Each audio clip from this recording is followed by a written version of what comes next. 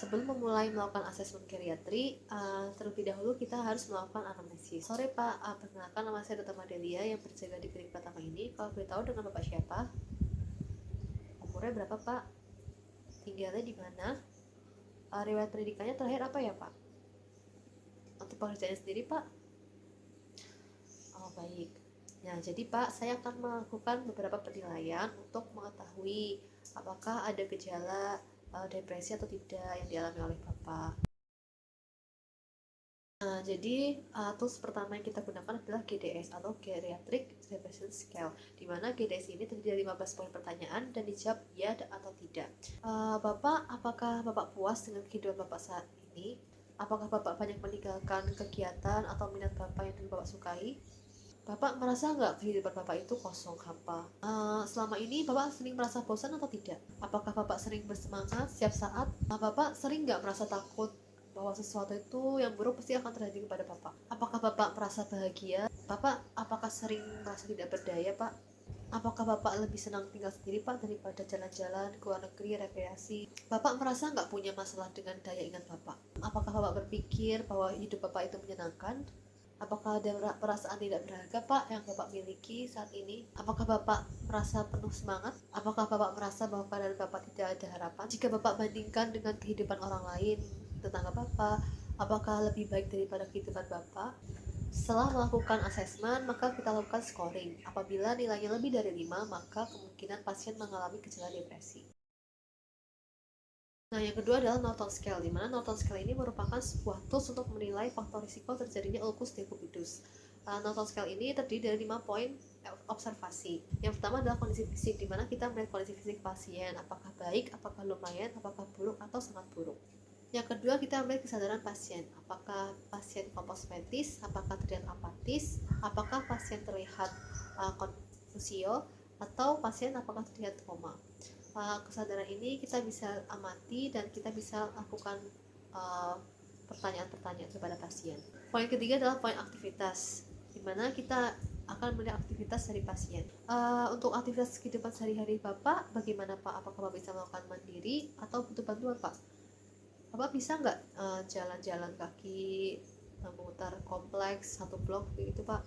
Ada kesulitan untuk berdiri dari tidur Pak? Atau Bapak bisa tiduran saja? Kemudian kita menilai mobilitas. Bagaimana dengan pergerakan Bapak Pak? Apakah Bapak aktif bergerak? Apakah terbatas? Mungkin ada nyeri atau sebagainya Pak?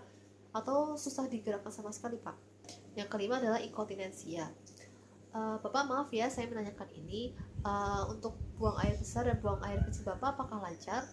Atau apakah ada kesulitan dalam mengontrolnya Pak? Jika kesulitan, berapa sering ya Pak? Apakah BAK saja atau BAB juga Pak? Kemudian kita lakukan scoring. Apabila scoringnya lebih dari atau sama dengan 14, maka risikonya kecil. Atau apabila skornya 12 sampai 13, maka risiko sedang. Dan apabila kurang dari 12, maka risikonya berat atau tidak. Tools selanjutnya adalah index cards, di mana index cards ini untuk menilai kemandirian pasien dalam melakukan aktivitas kehidupan sehari-harinya. Bapak kalau mandi apakah bisa melakukannya sendiri Pak? Atau butuh bantuan orang lain? Kalau butuh bantuan orang lain, biasanya hanya satu sisi saja, misalnya tangan yang sakit atau beberapa bagian tubuh Pak. Kalau untuk memakai baju, apakah Bapak bisa melakukan sendiri? Atau butuh bantuan orang lain ya Pak? Maaf Pak, saya menanyakan ini. Saat Bapak ke kamar mandi, apakah bisa melakukan sendiri Pak? Mulai dari kamar mandi, terus buang air besar, buang air kecil, kemudian membersihkan diri dan memakai celana kembali. Apakah Bapak bisa melakukan mandiri atau butuh bantuan orang lain? Bapak kalau misalnya bangkit dari tidur kemudian ke tempat duduk, apakah bisa melakukan sendiri atau melakukan alat bantu, atau Bapak membutuhkan bantuan dari orang lain? Maaf ya Pak, saya menanyakan hal ini. Apakah Bapak ada kesulitan untuk mengontrol buang air besar atau buang air kecil? Untuk makan sendiri, apakah Bapak bisa makan mandiri Pak? Dari Bapak mengambil lauk, kemudian Bapak memasukkan makanan ke mulut Bapak, apakah bisa makan sendiri atau butuh bantuan orang lain Pak? Nah, setelah itu kita lakukan scoring dan kita klasifikasikan sesuai dengan klasifikasinya. Tools selanjutnya adalah skor iskemia Helsinki, di mana tools ini digunakan untuk mengetahui ada tidaknya kejadian infak pembuluh darah pada pasien. Hal-hal yang perlu ditanyakan adalah yang pertama, apakah ada kejadian yang mendadak, lalu apakah keadaan memburuk bertingkat seperti anak tangga, kemudian ditanyakan apakah ada keluhan somatik seperti berdebar-debar, pegal, dan lain sebagainya. Apakah ada inkontinensi emosional? Kemudian penting juga ditanyakan apakah Bapak mempunyai riwayat hipertensi atau sekarang sedang dalam keadaan hipertensi. Dan ditanyakan juga apakah Bapak pernah mengalami riwayat stroke Pak sebelumnya, mungkin tiba-tiba tidak bisa menggerakkan sebagian tubuhnya atau lain sebagainya. Apakah pasien mengalami gejala-gejala neurologis vokal. Selanjutnya kita lakukan pemeriksaan fisik atau penunjang untuk diketahui apakah ada tidaknya tanda-tanda dari neurologi vokal. Jika skornya lebih dari atau sama dengan 4, maka ada kemungkinan terjadi demensia multi-infark. Skor selanjutnya adalah hiperplasia prostat. Nah, skor ini dari beberapa pertanyaan. Bapak, maaf kalau boleh tahu, selama sebulan yang lalu, apakah Bapak merasa tidak tuntas dalam berkemih, Pak? Seberapa sering ya, Pak? Selama sebulan lalu juga, Bapak sering nggak berkemih kurang dari 2 jam gitu, Pak? Jadi misalnya Bapak udah pipis, tapi kurang dari 2 jam setelahnya, Bapak ingin berkemih lagi, ada nggak, Pak? Seberapa sering ya, Pak? Selama sebulan lalu, Bapak pernah nggak merasa bahwa Bapak itu ingin berhenti berkemih, namun tiba-tiba keluar lagi, Pak? Apakah Bapak sering merasa tidak bisa menunda untuk berkemih, Pak?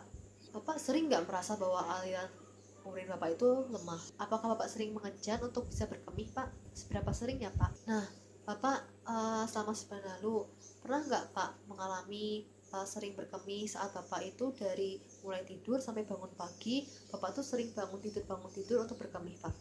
Kalau iya, seberapa sering ya, Pak? Kemudian diskor dan diinterpretasi. Apabila skornya 0 sampai 7, maka gejalanya ringan. Apabila skornya 8 sampai 19, maka gejalanya adalah sedang. Dan apabila lebih atau sama dengan dari 20, maka gejalanya adalah berat. Tool selanjutnya adalah indeks Bartle, di mana indeks Bartle ini digunakan untuk mengetahui dan menilai aktivitas kehidupan sehari-hari dari pasien. Terdiri dari beberapa poin. Bapak, maaf ya saya menanyakan hal ini, apakah Bapak ada kendala dalam mengontrol buang air besar, Pak? Jika ada, sering atau kadang-kadang ya, Pak? Kadang-kadang itu 1 kali dalam seminggu. Kalau untuk mengkontrol pembuangan urin bagaimana, Pak? Apakah terkendali atau tidak ya, Pak? Atau kadang-kadang? Kadang-kadang itu sekitar satu dalam 24 jam atau sehari. Bapak kalau membersihkan diri bisa dilakukan secara mandiri atau butuh bantuan orang lain, Pak? Seperti menyisir rambut dan lain sebagainya. Bapak kalau misalnya ke toilet nih, Pak, dari mulai Bapak masuk ke toilet, terus Bapak melakukan buang air besar, buang air kecil, kemudian menyiram, membersihkan diri, itu bisa dilakukan secara mandiri atau butuh bantuan orang lain ya, Pak? Jika butuh bantuan orang lain, dalam hal kegiatan apa saja, Pak? Atau semua kegiatan dalam berkemih atau buang air besar, Pak? Untuk makan sendiri, apakah Bapak bisa melakukan secara mandiri atau butuh bantuan orang lain, Pak? Bapak nih, kalau misalnya ada tiduran terus ingin duduk, apakah Bapak bisa melakukan secara mandiri atau butuh bantuan orang lain, Pak? Kalau butuh bantuan orang lain, butuh berapa orang ya, Pak? Kalau untuk berjalan sendiri, apakah bisa melakukannya secara mandiri, Pak? Atau apakah Bapak harus menggunakan alat bantu, Pak, seperti tongkat atau kursi roda? Atau Bapak membutuhkan bantuan orang lain?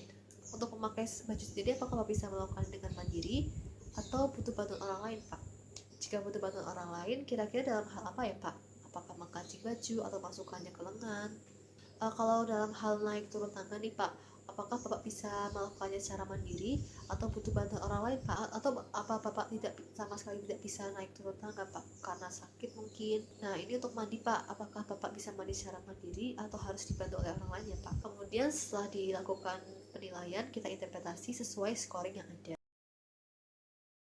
Tools selanjutnya adalah Abbreviated Mental Test, di mana tes AMT ini berfungsi untuk menilai status mentalis dan apakah ada tidaknya gangguan ingatan dari seorang pasien. Dan indeks AMT ini terdiri dari beberapa pertanyaan dan dijawab antara benar atau salah.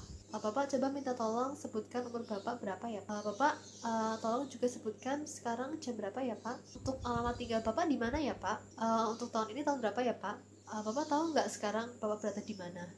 Bisa tolong jelaskan atau sebutkan. Bapak mengenal orang ini apa enggak, Pak? Bapak tahu tahun kemerdekaannya Republik Indonesia, Pak, negara kita? Untuk nama presidennya saat ini siapa ya, Pak? Bapak kelahiran tahun berapa, Pak? Atau mungkin Bapak masih ingat atau tidak kelahiran anak pertama Bapak tahun berapa? Coba tolong sebutkan. Nah, sekarang saya akan minta tolong Bapak untuk menghitung mundur ya, Pak, dari angka 20 sampai 1. Bisa dicoba, Pak? Lalu bisa Bapak ceritakan apa yang Bapak rasakan hari ini, Pak? Apakah Bapak senang, sedih, gelisah? Nah, jangan lupa kita tetap harus mengamati efek apakah sesuai dengan mood pasien. Lalu dilakukan scoring dan diinterpretasi sesuai dengan skornya. Terus selanjutnya adalah mini nutritional assessment atau MNA, di mana terdiri dari 2 komponen, yaitu komponen screening dan penilaian. Tools ini berfungsi untuk menilai apakah ada malnutrisi dari pasien. Permisi ya Bapak, saya akan menanyakan selama 3 bulan ini kira-kira Bapak merasa nggak bahwa asupan makanan Bapak itu berkurang? Apakah Bapak itu mengalami penurunan berat badan Pak? Apakah ada gangguan pencernaan Bapak seperti diare atau konstipasi? Ataukah Bapak mengalami gangguan menelan Pak atau dan mengunyah? Kemudian apakah Bapak pernah menimbang berat badan dan mengetahui bahwa Bapak itu mengalami penurunan berat badan Pak? Kalau iya, berapa kilo ya Pak? Bapak kalau jalan-jalan kira-kira bisa dilakukan secara leluasa apa enggak Pak?